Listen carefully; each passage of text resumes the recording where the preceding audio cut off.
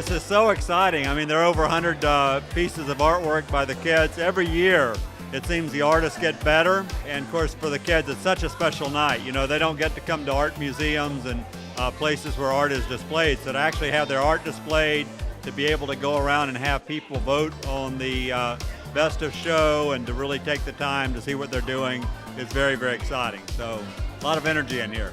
Well, I was just thinking of my past and my childhood, how it was a rough childhood, and it got me thinking of how people would think you would be broken by it, but how I came out stronger. So, and I like reading books and like having a small light, so it's not that big. And I just decided to make the book and the candle and the candies. So you are a part of the Boys and Girls of Central Florida. What are your experiences there? How do you like it? I like it a lot. It's like a second home to me. I like all the friends that I have. They're like family, and they take care of you. They make sure you get your homework done. You get good grades, and they help you. You know, they help you get into a good college, and they help you do a lot of things in your life that you probably wouldn't be able to do on your own. I didn't think I could draw until my art director, Mr. CJ, encouraged me to make this piece, and it turns out that I can draw and I can sculpt, and he's actually encouraging me to draw more this year. I take used books and I sculpt with an X-Acto knife, page by page. Someone has described it as a visual archaeologist almost. I take a book and I never know what I'm going to find when I start sculpting. If I find an image or something, I kind of sculpt around it and go layer by layer. I believe that art can really develop the fabric of culture, and I believe it's very important to the culture, especially of Orlando. What do you really think about the artistic cultural scene here in Orlando? It's really growing. I'm really happy to see. I've been here probably 27 years, and it's really rewarding to see how much it's grown and developed, and it's really vibrant now. I'm here because there's this super amazing, awesome thing that is happening next weekend, and it's called the Cardboard Art Festival. And the City Arts Factory was kind enough to let us come by and tell everyone about it. There's going to be freestanding cardboard sculptures. There's going to be interactive cardboard games. There's a concert series on Saturday night and an opening DJ party on Friday night.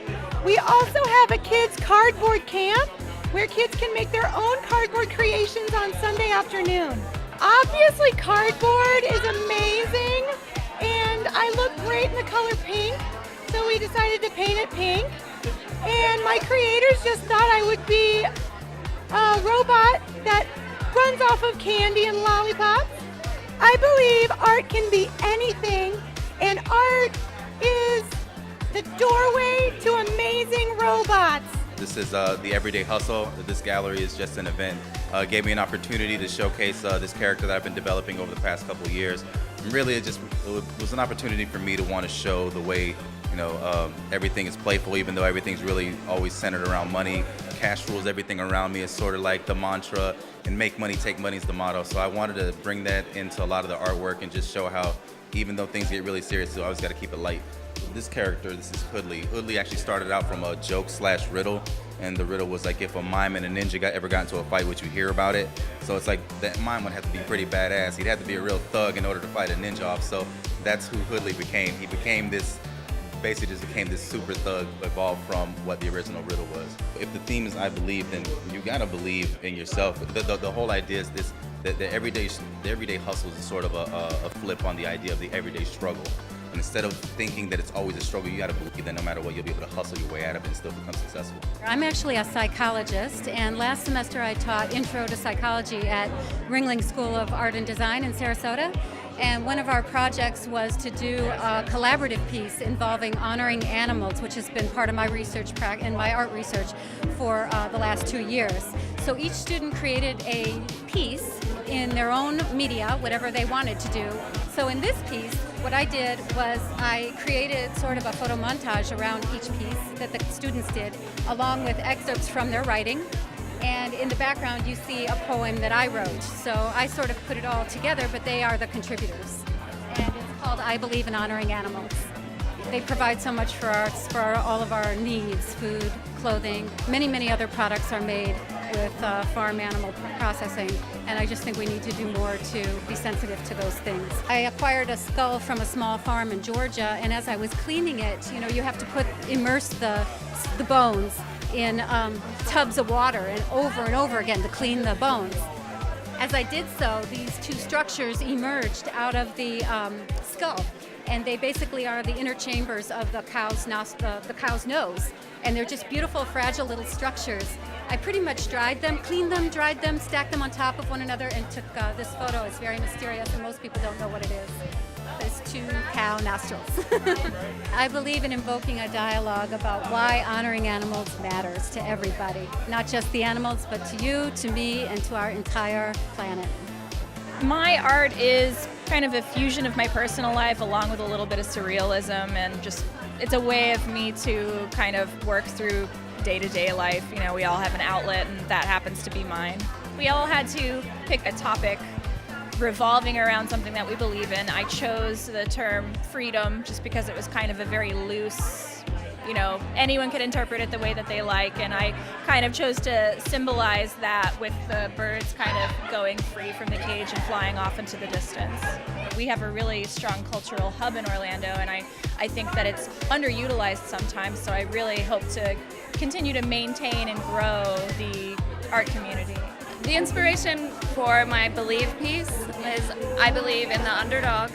I run, and I'm not fast, I'm not great, but I run. So I'm part of the online running group, and everybody kind of posts, I'm whining about this, how can I fix this, blah, blah, blah, do you have tips? And so one day I'm posting something about my latest run, and my ankles are hurting, I need to know what brace to get. And the post right after mine is a woman that just ran her first half, which is 13.1, and she didn't have legs. She ran with 2 cheetah blades. And so I was floored that automatically I could never whine about anything ever again. So I was really intrigued by her and inspired. So I asked her if she would do an interview with me on my blog, and I sent her a list of questions, and we kind of just started emailing back and forth. She's an absolutely amazing woman, but this piece is based off of a shot of her. If you want to know the backstory, you can go to my blog. It's D. Renee Wilson, artworkandplay.blogspot.com. The other piece right here is another one of my pieces. It's titled Courage. So I believe in courage. I have another piece in the back hall that's titled I Believe in Falling. And I do believe in falling and giving in and letting yourself rest, but I believe in getting back up. We put together the I Believe showing for our artists, and we brought in poetry from our poets here in Central Florida.